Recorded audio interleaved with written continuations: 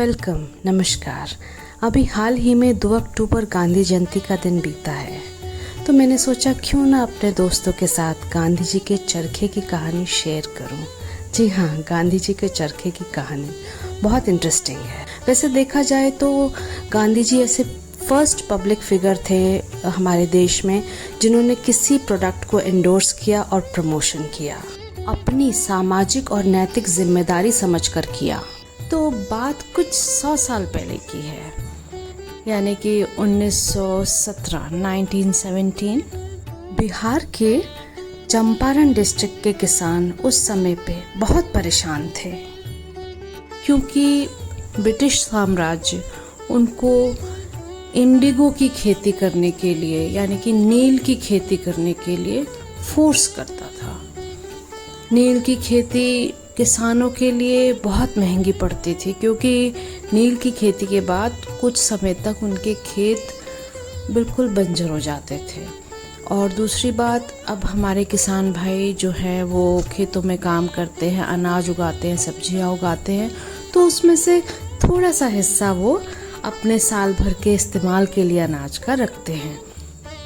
लेकिन अगर वो नील की खेती करेंगे तो वो क्या खाएंगे?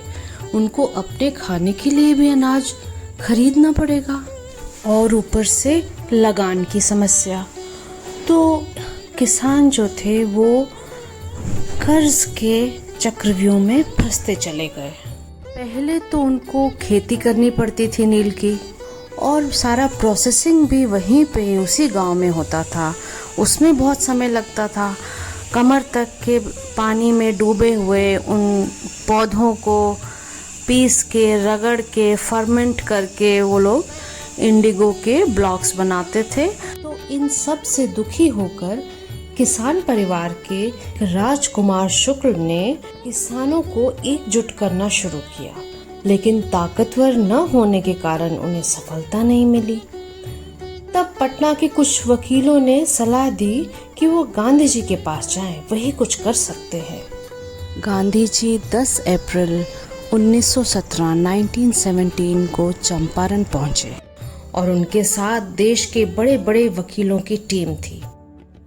यही चंपारण आंदोलन की भूमिका लिखी गई, और गांधी जी के नेतृत्व में आंदोलन की गंभीरता को देखते हुए सरकार ने चंपारण कृषि अधिनियम पारित किया, जिससे किसानों की स्थिति में काफी सुधार हुआ। आपको बताते चले कि गांधी जी को अभी तक ये नहीं मालूम था कि करघा और चरखा क्या होते हैं। चंपारण में उन्हें इसके विषय में जानकारी मिली। तब गांधी जी को ये विचार आया कि ये दोनों ही यंत्र तो ग्रामीण इलाकों में इंडस्ट्रियल रेवोल्यूशन ला सकते हैं। इन दोनों यंत्रों में ना हमें बिजली चाहिए, ना डीजल, ना पेट्रोल, और उनको बनाएगा कौन? कारपेंटर, जो कि गांव में बहुत आसानी से मिल जाते हैं। और उसके लिए क्या चाहिए? लकड़ी, जो कि गांव में बहुत आसानी से मिल जाते हैं। चरखा या स्पिनिंग व्हील, जिस पर रेशों से धागा बनाया जाता है, यानी कि फाइबर टू यार्न। और करघा, धागे से कपड़ा बनाया जाता है, यानी कि यार्न से फैब्रिक बनता है। उसको हैंडलूम या करघा कहते हैं। फिर तो गांधी जी ने चरखे को अपने जीवन का अंग ही बना लिया। यहाँ तक कि बड़े बड़े अफसरों और पॉलिटिशियन से बातें करते करते वो चरखा चलाया करते थे। रूरल इंडिया को आत्मनिर्भर बनाना ही उनका उद्देश्य था। अब हमें भी यह जिम्मेदारी उठानी होगी। हमारे देश में ह्यूमन रिसोर्स एक बहुत बड़ा फैक्टर है, और अगर हम अपने कामगारों के हाथों को उनके हुनर का काम दे देते हैं, तो इससे हम अपने देश को सोशली, इकोनॉमिकली और मॉरली स्ट्रांग बना देंगे। सोचने की बात है, अगर फटी हुई जीन्स या जिसे कहते हैं रिप्ड जीन्स फैशन स्टेटमेंट बन सकती है, तो हमारे खादी के कपड़े क्यों नहीं फैशन स्टेटमेंट बन सकते?